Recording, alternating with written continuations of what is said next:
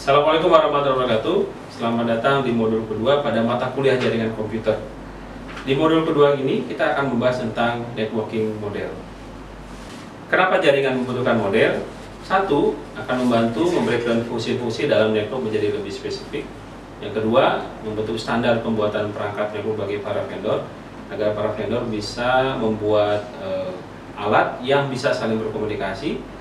Dan yang ketiga, mengacu pada sebuah model dapat mempermudah proses troubleshooting masalah-masalah yang ditemukan pada network.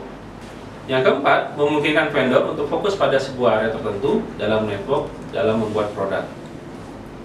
OSI adalah singkatan dari Open System Interconnection, di mana model OSI ini adalah sebuah standar yang mendefinisikan semua aspek komunikasi dalam jaringan.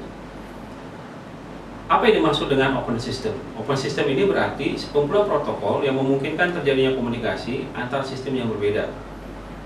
Model OSI digunakan untuk memahami cara kerja dan arsitektur jaringan komputer. Model OSI berbentuk kerangka berlapis atau layered framework untuk mendesain sebuah jaringan.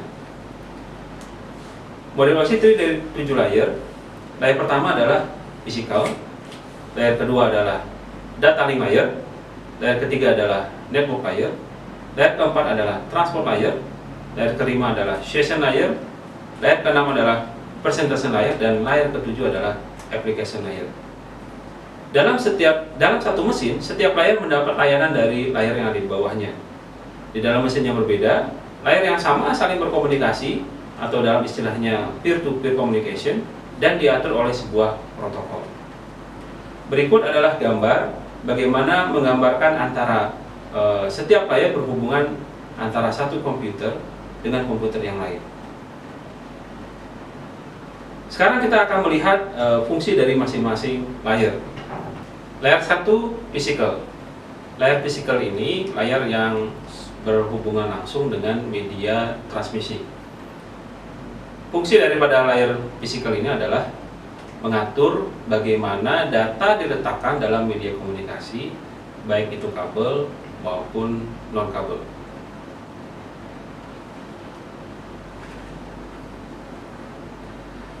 Layer kedua adalah data link.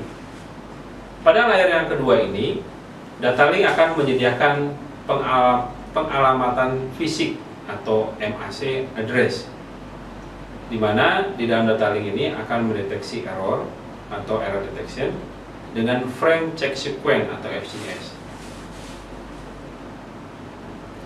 Berikutnya, di dalam data link ini akan dilakukan flow control, device, dan protokol yang menyertai dalam data link layer data link ini adalah ARP dan EARP.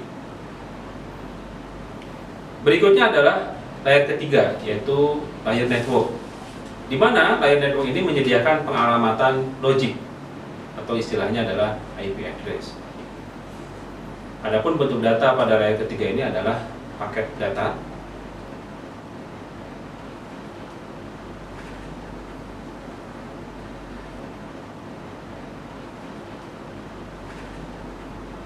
Selanjutnya kita akan menjelaskan layer keempat dari protokol OSI, yaitu layer transport.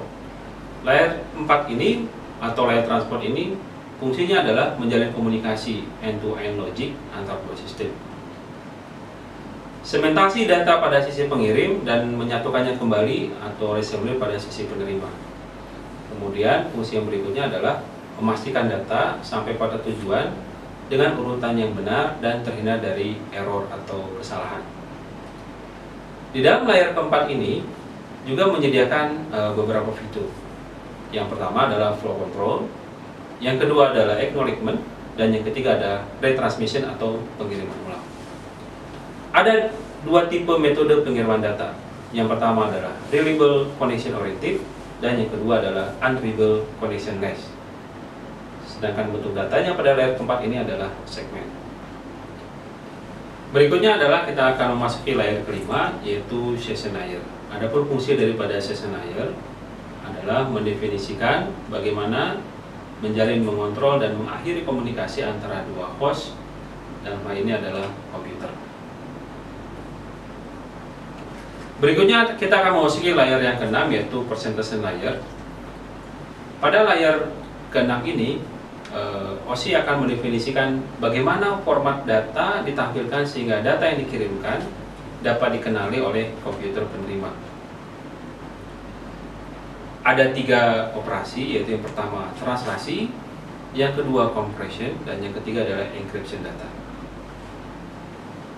Contoh format data: JPG, AVI, HCII, dan binary.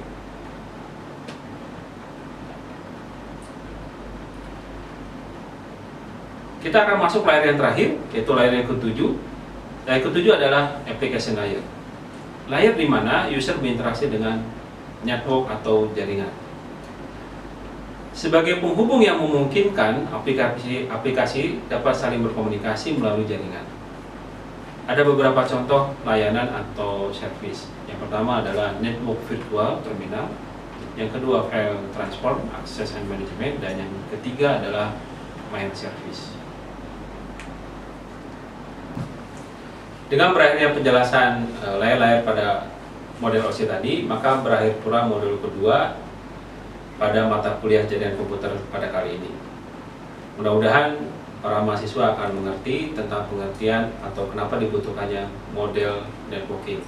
Terima kasih. Wassalamualaikum warahmatullahi wabarakatuh.